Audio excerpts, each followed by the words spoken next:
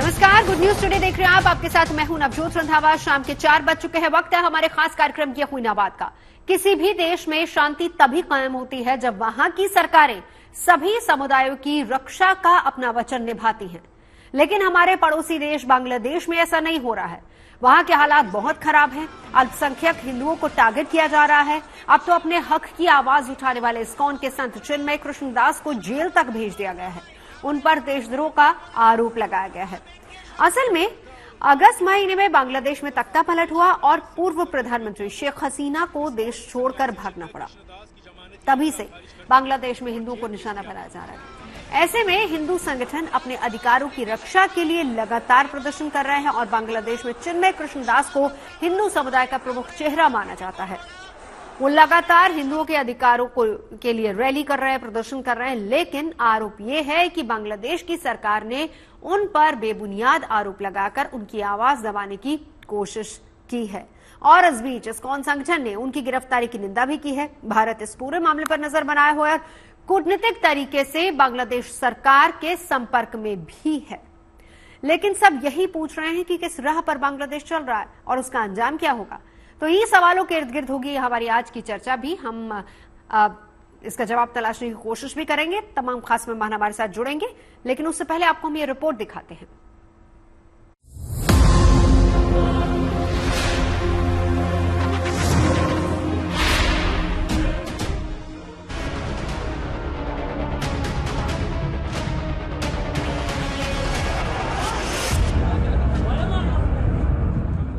किसे पता था कि बांग्लादेश में तख्ता पलट के बाद वहां की संस्कृति में रचे बसे हिंदू सड़कों पर इस तरह से घसीटे जाएंगे।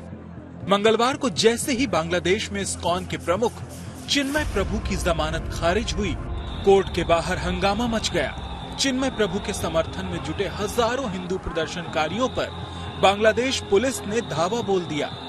आंसू गैस के गोले छोड़े गए और पुलिस के एक्शन में तमाम लोग गंभीर रूप से जख्मी भी हुए।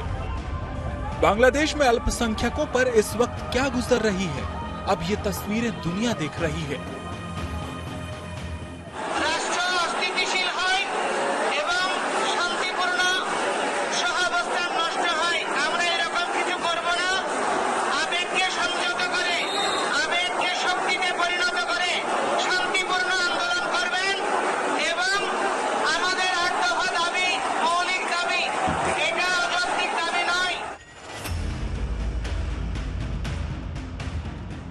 ये बात अब किसी से छिपी नहीं है कि शेख हसीना सरकार जाने के बाद बांग्लादेश में कट्टरपंथियों की तूती बोल रही है।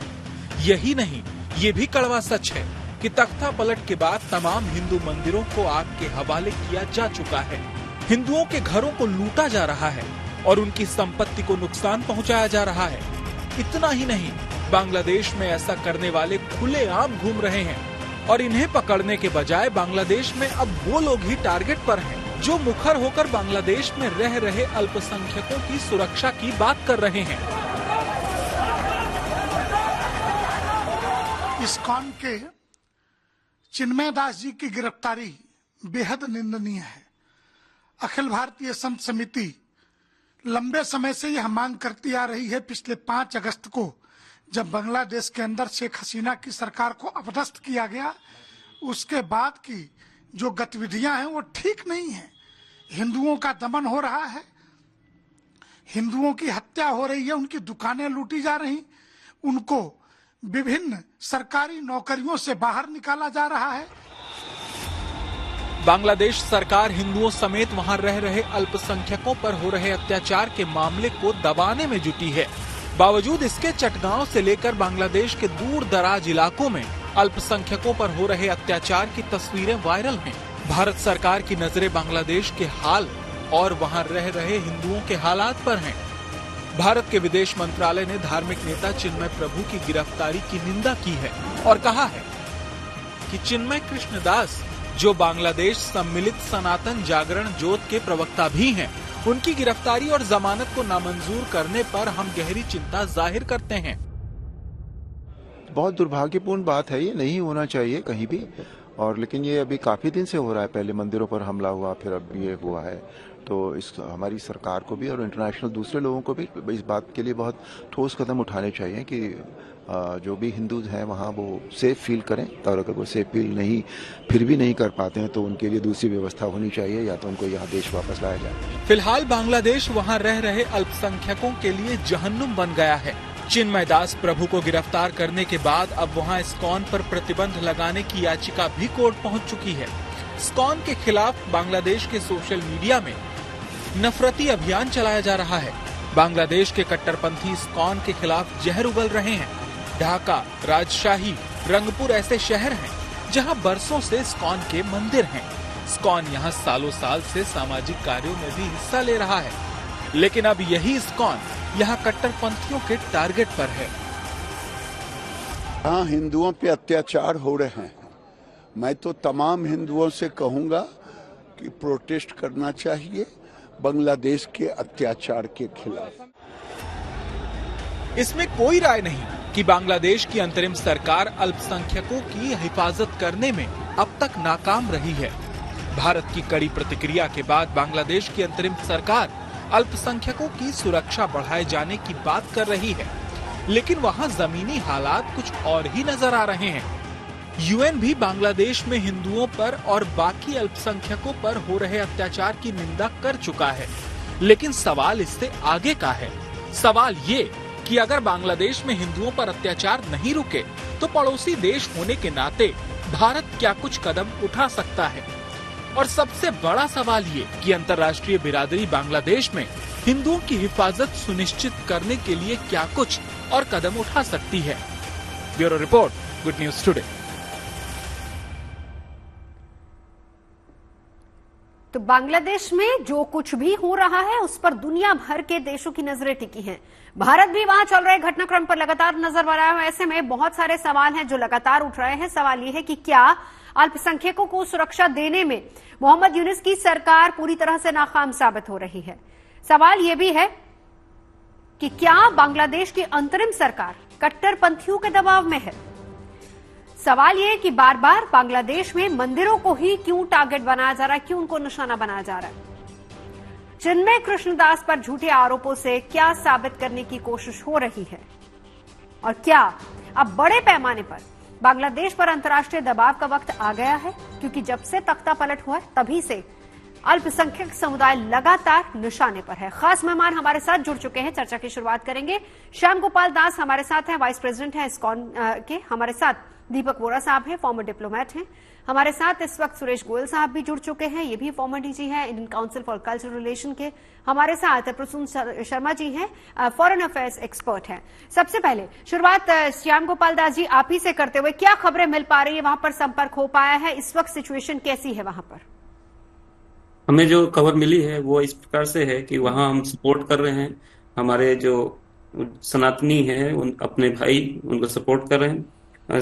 हम चाहते हैं कि उनको रिहा करवाया जाए और उनको उचित सम्मान और गरिमा के साथ सभी सनातनी भाइयों को वहां पे इस्कॉन के जो मेंबर्स हैं उनको उनके इंटरेस्ट को प्रोटेक्ट किया जाए।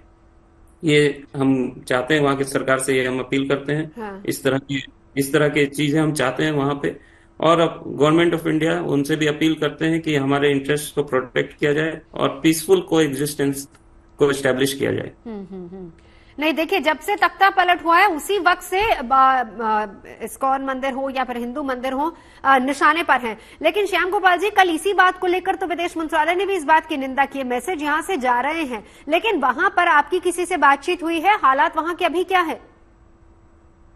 इस्कॉन बांग्लादेश के जो प्रमुख हैं वहां से इस प्रकार का संदेश है कि चीजों को स्थापित किया जाए, गवर्नमेंट से अपील की जा रही है।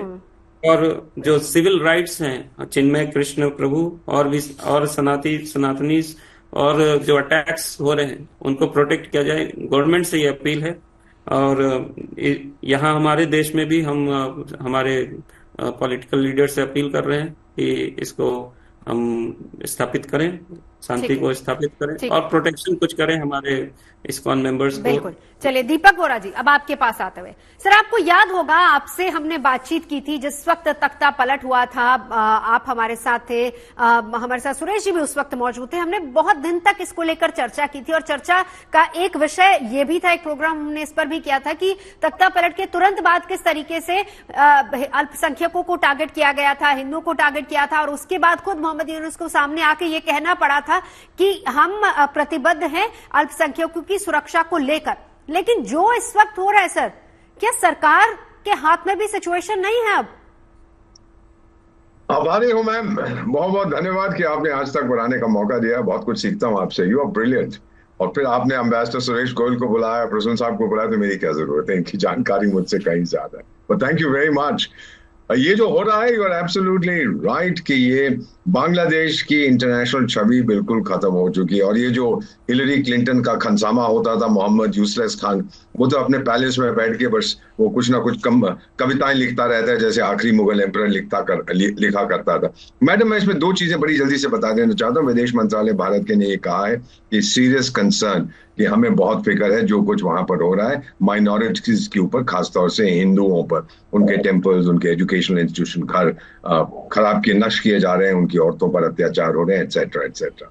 मैम, अब दो चीजें, अगर ये मोहम्मद यूसलेस खान का दिमाग सही है, दो चीजें इसको बता देता हूं।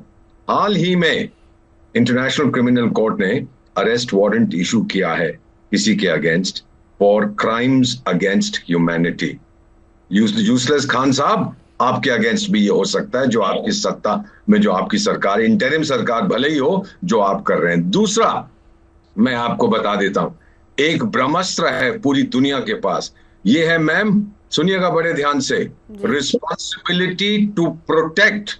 ये ग्लोबल पॉलिटिकल कमिटमेंट है to prevent genocide, ethnic cleansing, crimes against humanity, और ये 2005 से लागू है। और मैम, इसमें क्या होता है कि अगर एक देश, पिलर नंबर 1, आप खुद बचाइए अपनी माइनॉरिटीज को। दूसरा, अगर आप नहीं बचा पाते हैं तो बाकी स्टेट से मदद लीजिए। और तीसरा, अगर आप वो भी नहीं करते तो फिर बाकी जो देश हैं वो आपसे पूछे बिना आ सकते हैं। और ये R2P, right to protect driven strategy, madam मैंने देखी है जहां मैं पोस्टेड रहा, कीनिया में, Sierra Leone, Liberia, Guinea, Cote d'Ivoire, Gambia, Kyrgyzstan में मैंने इसको देखा है। सो अभी भी मुझे लगता है हम जो कर रहे हैं बिल्कुल सही है, आवाज उठा रहे हैं, अब बाकी दोस्तों से हम बातचीत कर रहे हैं, वक्त आने पर, मौका लगने पर international criminal court and right to protect, ma'am, ये हमें करना पड़ेगा। और कोई आलोचना नहीं कर सकेगा क्योंकि ये इंटरनेशनल कानून अब मान लिया है सबने। जी जी। तो कल भी एक विदेश मंत्रालय की तरफ से इसी को लेकर एक बयान आया था कि वो भी इसकी निंदा करते हैं। अब यहीं से बात को आगे बढ़ाएंगे सुरेश जी, क्या पूरी तरह से नाकाम है यूनुस सरकार अल्पसंख्यकों की सुरक्षा देने में? जी नमस्कार। अगेन, ये जो आपने अभी जिक्र किया, जब पहले तख्ता पलटना में यहाँ पर खबर को अच्छी तरह याद है कि उस समय मैंने ये कहा था कि मोहम्मद यूनुस अभी नए नए आए हैं, तो उन्होंने प्रतिबद्धता दिखाई भी है कि वो रक्षा करेंगे, और आशा थी कि करेंगे वो, मुझे आशा थी, क्योंकि मेरा ख्याल था कि वहां पर हिंदुओं को एक तरह से इंडिया से कंप्लेट करके देखा जा रहा है। शेख हसीना, वो समझा जाता था कि इंडिया के काफी करीब है, इसलिए रिएक्शन हो रहा है। लेकिन जो उसके बाद में चलता जा रहा है कि हिंदुओं के ऊपर अत्याचार, जो लफ्ज इस्तेमाल किया गया, उन्हें मारा जा रहा है, मंदिर डिस्ट्रॉय किए जा रहे हैं, तो उससे एक चीज साफ है कि या तो मोहम्मद यूनुस हिंदुओं की रक्षा करने में असमर्थ है, हिंदू की माइनॉरिटी जो भी है, लेकिन ज्यादातर हिंदूज हैं, या तो उनकी रक्षा करने में असमर्थ है, या किसी और वजह से वो उसमें आगे बढ़ना नहीं चाह रहे हैं। और मुझे लगता है यही है कि जो अभी तक हुआ है, इससे स्थिति सर, और वजह क्या ये भी हो सकती है कि वो कट्टरपंथियों के दबाव में हो? जी, मैं ये कहना नहीं चाहता था कि उनके लिए मेरे जो विचार हैं वो दीपक वोरा जी से थोड़े से फर्क रहे हैं, इसलिए कहना नहीं चाहता था। लेकिन क्लियरली जो उनके ऊपर कट्टरपंथियों के, वो उसको अगर चाहे तो उसको दरकिनार कर भी सकते हैं, लेकिन कर नहीं रहे हैं। और उसकी वजह लगती है कि पॉलिटिकल वजह है खाली ये, कि पॉलिटिकली वो चाहते नहीं है कि इसमें कोई प्रोएक्टिव कदम उठाया जाए। और दुखद स्थिति है, क्योंकि इससे जो रीजनल स्टेबिलिटी हो रही है, माइग्रेशन की संभावनाएं बन रही हैं, उससे ये एक बड़ी खतरनाक और बड़ी भयावह स्थिति बन सकती है, जिसके बारे में उनको कुछ अंदाजा नहीं हो रहा है। इसलिए अगर हम कर रहे हैं ये कि उनको अवगत कराया जाए कि देखिए जो आप कर रहे हैं या नहीं कर रहे हैं उसके परिणाम क्या क्या हो सकते हैं, लेकिन लगता नहीं कि वो समझ पा रहे हैं इस चीज को। और एक तरह से उनको वो देखेंगे कि बांग्लादेश के ऊपर ही इसका क्या असर हो रहा है, लेकिन तब तक काफी देर हो चुकी होगी। बिल्कुल प्रसून जी, आप क्या इस बात से इत्तेफाक रखते हैं कि कोई ना कोई प्रेशर है तो वो क्या प्रेशर है, उसको भी थोड़ा बताइए। जी, विनाश काले विपरीत बुद्धि, ये इनका मतलब उल्टी गिनती शुरू हो गई है मोहम्मद यूनुस जी की, क्योंकि ये एक्सेप्टेबल नहीं है, ना सिर्फ भारत में और ग्लोबली जहां भी हिंदू रह रहे हैं। और इसका पुरजोर तरीके से इसका रेपरकशन बांग्लादेश को भोगना पड़ेगा, खास करके उसके लीडरशिप को। और हो सकता है कि भारत अपना ट्रम्प कार्ड भी मिले, क्योंकि जो नई सरकार अमेरिका में बन रही है उन्होंने पहले ही ये जाहिर कर दिया था जो बांग्लादेश में हो रहा है, और ये एक ट्रिगर पॉइंट रहेगा इनके फ्यूचर के बारे में डिसाइड करने के लिए। ये जो भी ग्रुप अब बांग्लादेश में अपने आप को लीडरशिप में मानता है, तो ये चीज टोटली अनएक्सेप्टेबल है। और ये जो हमारे संत हैं यही एक नई दिशा लेके आएंगे, ना सिर्फ बांग्लादेश में, पूरे रीजन में। क्योंकि अगर आप देखिए बाकी जो हमारे प्रवक्ता उन्होंने बोला कि ये पूरे रीजनल अनस्टेबिलिटी का कारण बन सकता है और बन चुका है ऑलरेडी। ऐसा हो रहा है और फ्री हैंडेडली ये करने दिया जा रहा है, और कई ऑलमोस्ट महीनों से ये चल रहा है। तो ये अनएक्सेप्टेबल है। और ना सिर्फ बायलैटरल फोरम पे, भारत इसको मल्टीलैटरल फोरम्स पे, इनफॉर्मल फोरम्स पे और मे बी अदर लेवल्स पे भी इसको उठाएगा। और बोरा जी ने जो लीगल जो प्रोसीजर्स है वो ऑलरेडी हाईलाइट किया है, आईसीजी के तहत आ गया है, उसमें अब और गति मिलेगी। और ये टोटली निंदनीय है पूरे हिंदुओं के लिए, जो भी वैश्विक स्तर पे किसी भी रोल पे काम कर रहे हैं वो सब ये देख रहे हैं। और कहीं ना कहीं ये रिजेंटमेंट काफी बड़ा ग्लोबल हिंदू का एकीकरण करेगा और बांग्लादेश को ये भुगतना पड़ेगा। जी दीपक जी, एक छोटा सा मैं डेटा यहाँ पे रख देती हूँ। देखिए, अभी अल्पसंख्यकों को टारगेट बनाया जा रहा, हम देख रहे हैं स्पेशली तख्ता पलट के बाद किस तरीके से वहां पर हालात है। सर 2009 चटगांव, जब इस्कॉन मंदिर पर जो इस्कॉन मंदिर द्वारा संचालित अनाथालय था उस पर हमला किया गया था। 2015 दिनाजपुर, वहां पर इस्कॉन मंदिर पर हमले हुए थे, 2 लोग घायल हो गए थे। 2016 की बात करें, 10 लोग घायल हुए थे, इस्कॉन मंदिर पर ही हमला हुआ था। 2018 ढाका के इस्कॉन मंदिर पर रथ यात्रा पर हमला हुआ था। 2020 में फिर से ढाका में इस्कॉन मंदिर को निशाना बनाया गया, और उसके बाद 21 और 22, यानी साल दर साल। ऐसा नहीं, अगर हम अभी के हालात देखें, ठीक है वहां पर अनरेस्ट तो है ही, लेकिन इससे पहले बहुत बार टारगेट किया जाता रहा है, और बार बार वहां से आवाज भी उठी है कि असुरक्षित है हिंदू वहां पर। आपने बिल्कुल सही फरमाया, जो आपने कुछ उदाहरण दिए हैं वहां पर ये होता रहा। मैं एक सवाल पूछना चाहता हूं, बाकी पैनलिस्ट मुझसे कहीं ज्यादा ज्ञानी है। ये सड़क पे जो निकलते हैं ये गुंडे, ये भड़क क्यों जाते हैं? इनको क्या कारण है कि ये नाराज है? ये गुस्सा अंदर कहां से आता? मैं बताता हूँ। मैंने बहुत से देशों में देखा जहां मैं रहा हूं मैम, ये मैंने अफ्रीका में देखा, मैंने एशिया में देखा, मैंने सूडान में देखा, लीबिया में देखा, म्यांमार में देखा, नेपाल में देखा। ये गुस्सा आता है 3 कारणों के लिए। एक, जो यंग लोग हैं जब वो महंगाई देखते हैं, दूसरा बेरोजगारी देखते हैं, और तीसरा भ्रष्टाचार देखते हैं। मेरा ख्याल है कि शेख हसीना के अगेंस्ट यही 3 कारण थे कि लोग भड़क गए, और फिर ये जो कट्टरपंथी इस्लामिक लोग हैं इन्होंने उसका फायदा उठाया है। तो ये चीज जो है, जो इस्लामिक आइडेंटिटी है बांग्लादेश की, जो मैं हमेशा समझता था सेकेंडरी है, पहली आइडेंटिटी उनकी बंगाली की है। मैम 30 करोड़ बंगाली हैं दोनों बॉर्डर के दोनों तरफ, बांग्लादेश में भी और हमारे पश्चिम बंगाल में भी। उनकी identity, proud of their language, culture, civilization, ये इस्लाम कहां से घुसा दिया इन लोगों ने? मैं इतना ही कहूंगा मैम, कार्ल मार्क्स ने कहा था मेरा ख्याल 1850 या 49 के आसपास, धर्म जो है वे लोगों की चरस है, जब पेट खाली हो उसमें धर्म ठूस दो और वो कहेंगे हाँ सब कुछ बिल्कुल ठीक। बिल्कुल यही हम देख रहे हैं इस समय बांग्लादेश में। और ये जो 85 साल का बुढ़ा है, इसके बस में कुछ नहीं है, ये कठपुतली है, डोर किसी और के हाथ में। आप भी जानते हैं, मैं भी जानता हूं कि डोर जो है वो अमेरिका के हाथ में है। ये नाचता है जो कुछ वो कहते हैं उसको। So ma'am, I don't expect, मुझे नहीं लगता कि कोई सुधार आने वाला है। जो कुछ करना होगा वो हमारे देश भारत, जो इस समय दुनिया में सर्वश्रेष्ठ देशों में से, हमें करना पड़ेगा, लीड लेनी पड़ेगी। और अगर ट्रम्प साहब आ गए, फिर आप देखेंगे कितना आसान हो जाएगा और बांग्लादेश की इस रेजीम को, इस सरकार को सजा देना, उनको माफ नहीं करना है। जी सुरेश जी, अब चिन्मय कृष्णदास की गिरफ्तारी हुई है, जो आरोप लगे हैं वो बार बार कह रहे हैं कि ये झूठे आरोप हैं। क्या दिखाना चाह रहे हैं बांग्लादेश की अदालतें वहां पर? जो दिखाना चाह रहे हैं वो तो साफ है कि ये जो हो रहा है कि हिंदू माइनॉरिटीज को जो कट्टरपंथियों के दबाव में आकर के उनके खिलाफ ये एक्शन लिया जा रहा है, ये उनको दबाया जा रहा है, अरेस्ट किया है, अगर लेजिटिमेट चार्जेस है, कुछ भी है, कम से कम बेल तो दे सकते हैं उसको, लेकिन दी है, कोर्ट केस की हियरिंग होगी जहां पर, या नहीं होगी जहां पर ये चार्जेस प्रूव कर सके। तो बात चार्जेस की नहीं है, बात यह है कि एक कम्युनिटी को टारगेट किया जा रहा है। ये बांग्लादेश की पॉलिटिक्स, जो एक्सट्रीमिस्ट पॉलिटिक्स अब शुरू हो रही है उसके लिए।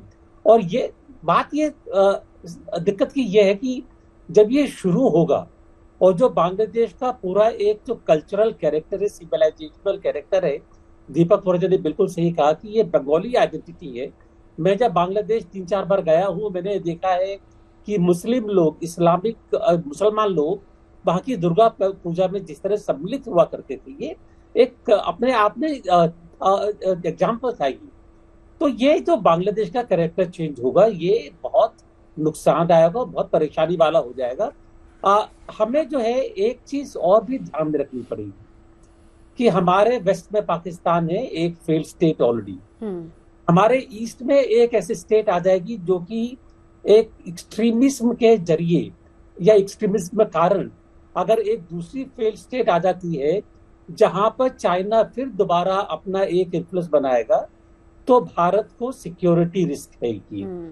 और इस सिक्योरिटी रिस्क को डील करना ही होगा, चाहे अभी करें या बाद में करें, अनलेस कि बांग्लादेश की सरकार टाइम से पहले जाग जाए और इसको होने से बचा ले।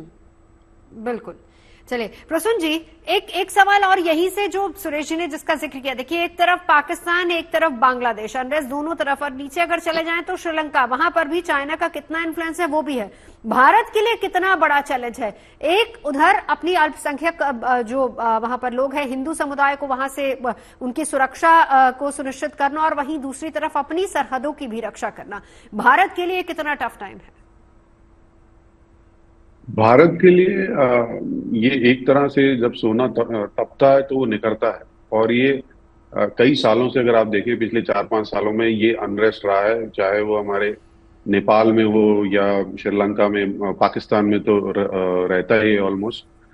और यही चैलेंजेस भारत को निखार कर विश्व पटल पे ला रहे हैं। और पूरा विश्व जानता है कि अगर इस रीजन में स्टेबल कोई पॉइंट या कोई शक्ति है वो भारत है। हाँ। और जो कि एक्सेप्टेबल है इस रीजन के कंट्रीज को भी और ग्लोबल लीडर्स को भी, चाहे वो अमेरिका हो, यूरोप हो या मिडिल ईस्ट के कंट्रीज हो। तो ये फिर दर्शाता है कि भारत का एम्पावरमेंट इस रीजन में होना कितना इंपॉर्टेंट है, ना सिर्फ इस रीजन के लिए, ग्लोबल पीस के लिए और पूरा ग्लोबल इकोसिस्टम चलाने के लिए, इकोनॉमी से लेके जियोपॉलिटिक्स से लेके मल्टीलैटरल फोरम तक। अगर आप अब देखिए जो बांग्लादेश में हो रहा है, कहाँ है यूएन, कहाँ है वो जो ह्यूमन राइट्स के बारे में बात करते हैं, कहाँ है वो जो उसके बारे में बात करते हैं कि भी बायलैटरल फोरम्स में डिस्कशंस होना चाहिए, और जो हमारे इंटरनल मैटर्स में भी कमेंट्स करते थे, अब वो कहाँ हैं लोग, वो बांग्लादेश को क्यों नहीं सीख दे रहे। बिल्कुल। रामगोपाल दास जी, आपके पास आते हुए, आपकी बातचीत हुई है यहाँ पर किसी से, सरकार की तरफ से क्या किसी तरह का कोई आश्वासन मिला है, या फिर वहां पर इस वक्त हालात कैसे हैं? जी, हमें सरकार की तरफ से कुछ आश्वासन नहीं मिला है। हम अपील कर रहे हैं इस्कॉन की तरफ से हमने अपना वॉइस रेज किया है। नहीं, लेकिन कल विदेश मंत्रालय की तरफ से इस बात की निंदा की गई थी और उन्होंने भी कहा था इस पर विचार करने की जरूरत है। क्या ये बात आप जानते हैं? हाँ, ये बात हमें जानकारी में है। इसका मतलब सरकार लगातार कोशिश कर रही है। जी हाँ, और क्या बातचीत हुई? हमारी तरफ से ये हमने ऑफिशियली रिलीज किया है कि हम रिलीजियस टॉलरेंस को मेंटेन करें और पीसफुल एनवायरनमेंट चाहते हैं और सिविल राइट्स प्रोटेक्ट किए जाएं। जो इस्कॉन मेंबर्स हैं, सनातनी मेंबर्स हैं, उनके सिविल राइट्स प्रोटेक्ट किए जाएं। गवर्नमेंट से अपील है। इस तरह के हमने ऑफिशियली स्टेटमेंट्स रिलीज किए। जी दीपक जी, 90% मुस्लिम आबादी और अल्पसंख्यक आबादी यानी कि हिंदू आबादी की अगर हम बात करें बांग्लादेश की तो वो तकरीबन काफी कम है। उससे 90% जब मुस्लिम आबादी है तो हिंदू आबादी काफी कम है।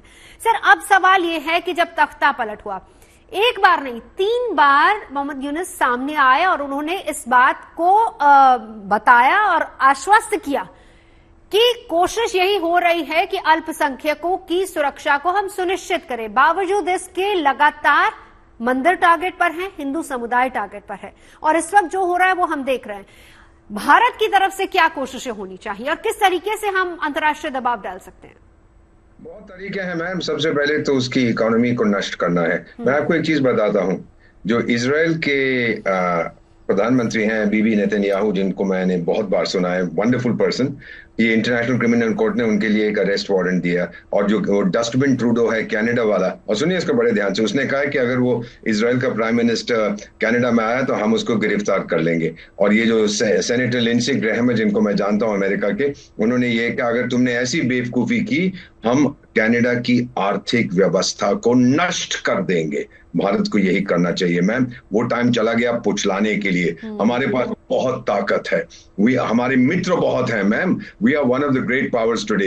हम चाहें तो इसकी इकोनॉमी को भस्म कर सकते हैं। ऑलरेडी गारमेंट इंडस्ट्री इसकी खत्म हो गई है। 1 रुपया फॉरेन इन्वेस्टमेंट का नहीं आ रहा। और मैं ये जो विशेषज्ञ बैठे हैं, आपसे एक सवाल पूछना चाहता हूं, सर क्षमा करेंगे आप मुझको, ऐसा माइनॉरिटीज पे अट्रोसिटीज जो होती हैं, प्लीज आंसर मी, ये केवल इस्लामिक देशों में क्यों होती है? आप पाकिस्तान में देख रहे हैं, आप अफ्रीका के देशों में देख रहे हैं, सोमालिया में देख रहे हैं, मैं केन्या में देख रहा हूं, मैं इधर देख रहा हूं, उधर देख रहा हूं, बांग्लादेश में अभी होना शुरू हो रहा है, मालदीव्स में होना शुरू हो रहा है। क्यों क्यों क्यों क्यों?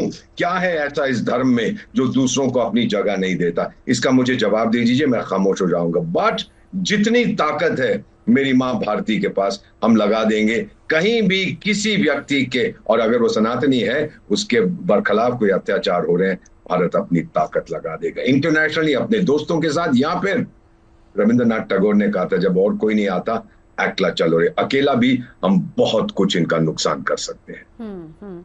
जिस तरह से सुरेश जी, जैसे भारत के और बांग्लादेश के रिश्ते रहे हैं, उसके बाद तख्ता पलट के बाद जो हालात वहां पर अल्पसंख्यकों के हो रहे हैं, क्या एक तरीके से दिखाने की कोशिश है? देखिए, भारत और बांग्लादेश के रिश्ते बहुत अच्छे रह गए। हम अपने बाकी पड़ोसियों की बात करें तो भारत बांग्लादेश के रिश्ते ठीक ठाक रहे हैं।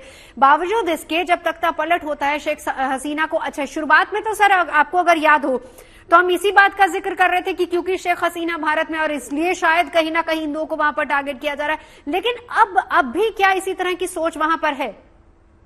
नवजोत जी, देखिए, जैसा मैंने पहले शुरू में कहा आज कि मुझको पहले ऐसा लगा था, लेकिन अब जो हो रहा है उसको देख करके मैं कन्विंस्ड हूँ कि ये खाली भारत का नहीं है, भारत का भी इसमें कि भारत के अगेंस्ट है ये, लेकिन बेसिकली एक माइनॉरिटी को टारगेट किया जा रहा है। ये जो हो रहा है ये क्लियरली एक फंडामेंटलिज्म, एक्सट्रीमिज्म, टेररिज्म ये शुरू हो रही है वहां पर, और जिसमें एक जो हिंदू माइनॉरिटी है उसको टारगेट किया जा रहा है। जो नतीजा है उसका मैं पहले कह चुका हूं, इसका नतीजा बहुत खतरनाक हो सकता है। मैं दूसरी चीज ये कहूंगा, आपने सवाल किया भारत क्या कर सकता है। देखिए, बांग्लादेश की इकोनॉमी एक तरह से खत्म हो चुकी है ये, लेकिन जहां पर जब एक्सट्रीमिज्म शुरू होता है, आप चाहे पाकिस्तान की बात देख लीजिए कि हालांकि पाकिस्तान की इकोनॉमी बास्केट केस बन चुकी है, लेकिन वो भी एक्सट्रीमिज्म के चक्कर में ये नहीं कर पा रहे हैं कि उसको खत्म करके अपनी इकोनॉमी को दोबारा डेवलप करें। तो जहां पर ये रिलीजियस फंडामेंटलिज्म और शुरू हो जाता है तो उसमें इकोनॉमिक नुकसान होता है, लेकिन वो परवाह नहीं कर पा रहे हैं उस चीज की। तो इस मामले में मैं ये कहूंगा कि एक तो अंतर्राष्ट्रीय दबाव बनाना ही चाहिए, और ये बिल्कुल सही बात है कि जो हमारे देश जो मित्र लोग हैं काफी है, वो मिलकर के इनके ऊपर दबाव बना सकते हैं। पर दबाव बनाने के बावजूद ये इनका रास्ता नहीं हटता है, तो मैं पूरी तरह से आश्वस्त हूँ कि बांग्लादेश के अंदर ही जो एक रिवोल्ट होगा, क्योंकि वहां पर के जो लोग हैं वो मुसलमान कम है, बंगाली ज्यादा है, उनका नेशनलिज्म ज्यादा है। मैं बोल चुका हूँ पहले, ये रिवोल्ट होगा, फिर वहां पर फिर सरकार का तख्ता पलट होगा जैसे पहले हो चुका है ये, और फिर दूसरी सरकार आएगी, और लेकिन उस चक्कर में देर हो जाएगी, नुकसान काफी हो जाएगा, बिल्कुल परेशानी बहुत हो जाएगी। एक बार प्रसून जी, जब इस तरीके से भारत की तरफ से ऑफिशियली स्पेशली एक स्टेटमेंट जब जारी होता है कि वहां पर इस तरह की गिरफ्तारियों की, इन हमलों की, या फिर जिस तरीके से माइनॉरिटीज को टारगेट किया जा रहा है उसकी निंदा की जाती है, कितना प्रेशर ये बनता है इंटरनेशनली, कितना प्रेशर बनाने में भारत कामयाब हो पाएगा वहां पर, और कितना इस बात को माना जाएगा? क्योंकि दूसरी बात यह है कि आप सभी लोग इस बात से सहमत हैं, और आप इसका जिक्र भी कर रहे हैं कि वहां पर बंगाली कम्युनिटी भी बहुत ज्यादा है, ठीक उससे सटा हुआ भारत है, तो ऐसे में अनरेस्ट तो बहुत ज्यादा वहां पर है, तो क्या ऐसा भी हो सकता है कि पलायन भी बढ़ जाए? पहली बात, बांग्लादेश भारत का दुश्मन नहीं है। कुछ हैंडफुल ऑफ पीपल, खासकर ये जो नई रिजीम है और ये फंडामेंटलिस्ट है, वो भारत के लिए नेगेटिव प्रोपेगेंडा कर रहे हैं। दूसरी बात, भारत ने जब ये स्टेटमेंट दिया, हमने बिना बोले चाइना को सबक सिखा दिया पिछले 4 से 5 साल में। तो बोल के, और उसके पीछे जो हमारा डिप्लोमेटिक या ग्राउंड वर्क रहेगा, डेफिनेटली अब एक्टिवली ग्राउंड पे काम करेंगे भारत के जितने भी स्टेक होल्डर्स हैं, चाहे वो पॉलिटिकल नॉन पॉलिटिकल हो, इस रिजीम को एड्रेस करने में और एक फ्रेंडली रिजीम वापस लाने में। या तो ये सुधर जाए या फिर इनकी जगह कोई रिप्लेसमेंट आए। अब इनकी एक्सपायरी डेट नजदीक आ गई है, और ये इनके लिए, खुद के लिए एक ये policy default line, fault line रहेगी, और ये एक ट्रिगर पॉइंट भी भारत को देता है ये इंटरनेशनल फोरम्स में, और जितने भी चोकिंग पॉइंट्स है उनको एक्टिवेट करने का। जैसे बोरा जी ने कहा, इकोनॉमिक टाइज पे हमारे बायलैटरल टाइज काफी, बांग्लादेश काफी डिपेंडेंट है इकोनॉमिकली भारत पे, नेचुरल रिसोर्सेज पे भी काफी डिपेंडेंट है, और मल्टीलैटरल फोरम्स पे भी काफी डिपेंडेंट है। तो बायलैटरली भी हम पुश कर सकते हैं और मल्टीलैटरली भी पुश कर सकते हैं, पर हमें सिर्फ पुश इस करंट रिजीम को करना है जो नेगेटिवली टारगेट कर रही है खासकर हिंदुओं के लिए। और ना सिर्फ भारत, जैसे ये संस्थान इस्कॉन और है, ये इंटरनेशनल संस्थान है, इनमें खुद में काफी रीच है, और इनके साथ काफी इन्फ्लुएंशियल लोग जुड़े हुए हैं। तो ये अब टाइम आ गया है कि ये सारे सिनर्जेटिक होके हर लेवल पे इसका विरोध करें, पीपल टू पीपल कनेक्ट पे भी विरोध करें, पॉलिसी लेवल पे भी विरोध करें, पॉलिटिकल लेवल पे भी विरोध करें, और जरूरत पड़े तो इकोनॉमिक लेवल पे भी करें। बिल्कुल। चिन्मय कृष्ण जो हैं वो बांग्लादेश में हिंदू का एक प्रमुख चेहरा भी है। एक बार जरा सर आपके पास आते हुए, हाँ जी दीपक जी अपनी बात रख लीजिए, फिर मैं अपना सवाल करती हूँ। बहुत जगह जाता है। अभी मेरे पास एक मैसेज आया है फ्रॉम बांग्लादेश, पढ़ के सुना देता हूँ, but I am feeling very bad. ये बच्ची का है, उसकी माँ वकील है, and she says, ambassador uncle help, my mother was, मेरी माँ, मैं हिंदी में अनुवाद कर देता, मेरी माँ डिफेंड कर रही थी कुछ ये जो इस्कॉन के लोगों को अरेस्ट किया गया है, मेरी माँ को अरेस्ट कर दिया गया है, हेल्प अंकल। क्या करूं बताओ बेटा, what can I do sitting here. ये हालत है वहां पर। जो वकील, मुस्लिम वकील बांग्लादेश, ये इस्कॉन के कुछ लोगों को जो गिरफ्तार किया उनको डिफेंड कर रही है, उस वकील को गिरफ्तार कर, एक को तो किया था जो मुसलमान था, ये लड़की भी मुसलमान है, उसको कर दिया गया। ये व्हाट इज दिस? ये ह्यूमन राइट्स है? ये देश है कोई? ये रेजिम है कोई? नो मैम, पुटलाने का टाइम चला गया है। अभी तक आपने देखा है कि हमारी दोस्ती क्या है, अब हमारी दोस्ती से बढ़ के हमारी ताकत भी देखो, और भारत अब वो दिखाएगा। यानी अब स्ट्रिक्ट एक्शन का वक्त आ गया है। एब्सोल्युटली मैम, ये वो इंडिया नहीं है जो एक गाल पे तमाचा मारो दूसरी दिखाता है, ये भारत है जो मुंह तोड़ देता है मैडम। और अब इसको स्पष्ट इनके सामने पेश करेंगे। एम्बेसडर सुरेश गोयल बहुत अच्छे हैं, मुझसे बहुत ज्यादा बुद्धिमान है, लेकिन sir it's time to show them the fist जो भारत। एक बार सुरेश जी आपका भी रिएक्शन इसी पर। जरूरी है जरूरी है क्योंकि ये लगातार बढ़ते जा रहे हैं अत्याचार। आप देखिए कि वो लोग जो वहां पर सपोर्ट कर रहे हैं उनको भी नहीं बख्शा जा रहा। जी देखिए, मेरे ख्याल है इस बात में जो कोई दो राय सर, एक लाइन और बीच में ऐड ऑन कर दूंगी, वहां पर अब हिंदू मुस्लिम टाइप कुछ रह नहीं गया, क्योंकि जो सपोर्ट कर रहे थे, दीपक जी अगर मैं गलत नहीं हूं तो मेरे ख्याल से आपने कहा कि वो शायद मुस्लिम लेडी थी जो सपोर्ट कर रही थी। जी सुरेश, मुस्लिम लॉयर, बिल्कुल लॉयर, हाँ, और उसके ग्रैंडफादर ने पार्टिसिपेट किया था बांग्लादेश लिबरेशन मूवमेंट में। ये तो इन लोगों की हीरोज को भूल जाते हैं। ये कहूंगा, ना तो भारत में हिंदू मुसलमान है, हाँ। ना बांग्लादेश में हिंदू मुसलमान है, ना और कहीं हिंदू मुसलमान है। जो है वो एक्सट्रीमिज्म है, फंडामेंटलिज्म है। बस खाली मैं ही सही हूँ, बाकी सब गलत है। जब फंडामेंटलिज्म आता है तो उससे ये चीजें शुरू होती हैं। और इसके पीछे मैं साफ समझता हूँ कि जब पाकिस्तान बांग्लादेश को हार गया था, उसको बांग्लादेश छोड़ करके जाना पड़ा था। अब वो पाकिस्तान पीछे रास्ते से दोबारा बांग्लादेश के ऊपर कब्जा जमा रहा है।